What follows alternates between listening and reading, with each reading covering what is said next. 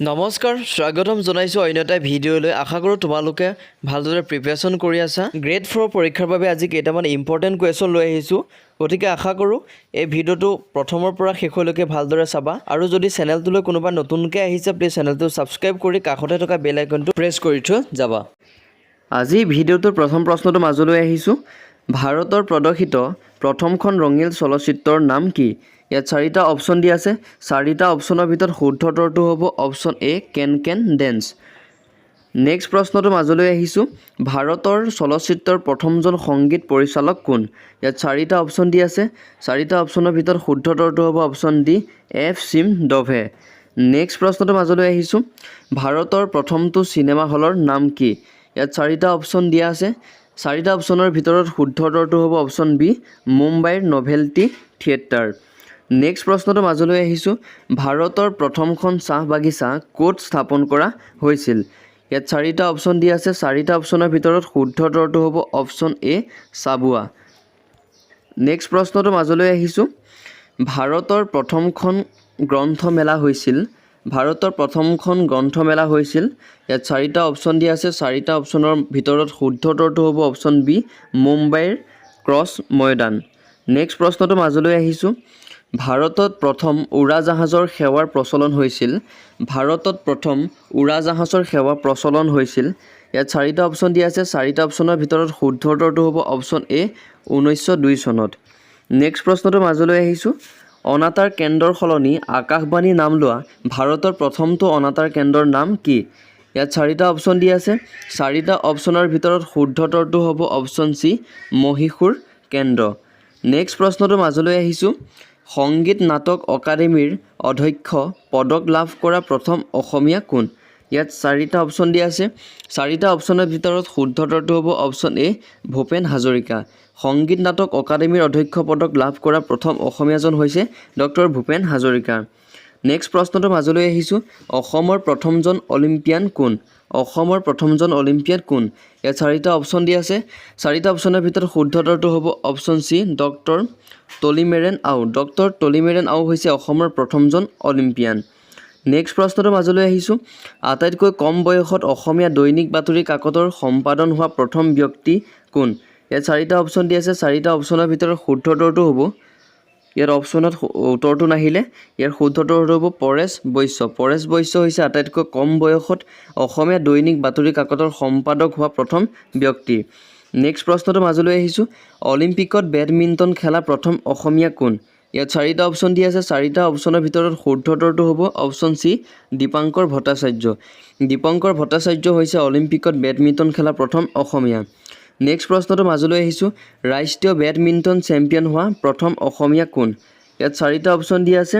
চাৰিটা অপশ্যনৰ ভিতৰত শুদ্ধ উত্তৰটো হ'ব অপশ্যন এ এফ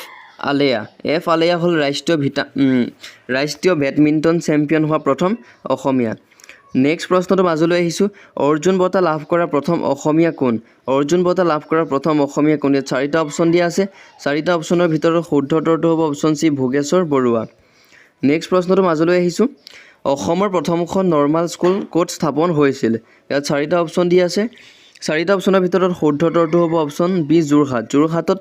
প্ৰথমখন নৰ্মাল স্কুল স্থাপন হৈছিল নেক্সট প্ৰশ্নটো মাজলৈ আহিছোঁ অসম সাহিত্য সভাৰ বুৰঞ্জী গ্ৰন্থখন লিখা প্ৰথমজন ব্যক্তি কোন ইয়াত চাৰিটা অপশ্যন দিয়া আছে চাৰিটা অপশ্যনৰ ভিতৰত শুদ্ধ উত্তৰটো হ'ব অপশ্যন বি পৰেশ বৈশ্য অসম সাহিত্য সভাৰ বুৰঞ্জী লিখা প্ৰথমজন ব্যক্তি নেক্সট প্ৰশ্নটো মাজলৈ আহিছোঁ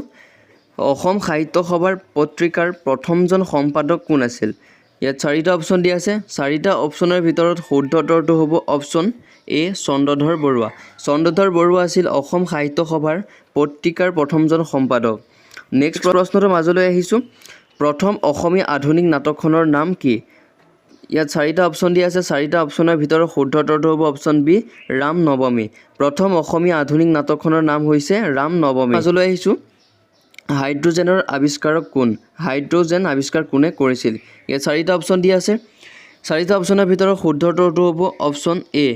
হেনৰী কেভেণ্ডিছ আছিল হাইড্ৰজেনৰ আৱিষ্কাৰক নেক্সট প্ৰশ্নটো মাজলৈ আহিছোঁ বিশ্বৰ প্ৰথমটো সংবাদ সংস্থা হ'ল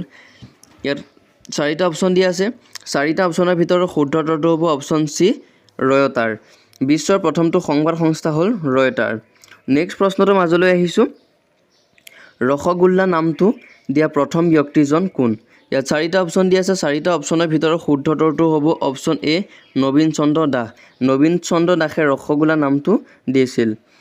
নেক্সট প্ৰশ্নটো মাজলৈ আহিছোঁ প্ৰথম ভাৰতীয় ৰকেটটোৰ নাম কি প্ৰথম ভাৰতীয় ৰকেটটোৰ নাম কি ইয়াত চাৰিটা অপশ্যন দিয়া আছে চাৰিটা অপশ্যনৰ ভিতৰত শুদ্ধ উত্তৰটো হ'ব অপশ্যন বি ৰোহিণী প্ৰথম ভাৰতীয় ৰকেটটোৰ নাম হৈছে ৰোহিণী নেক্সট প্ৰশ্নটো মাজলৈ আহিছোঁ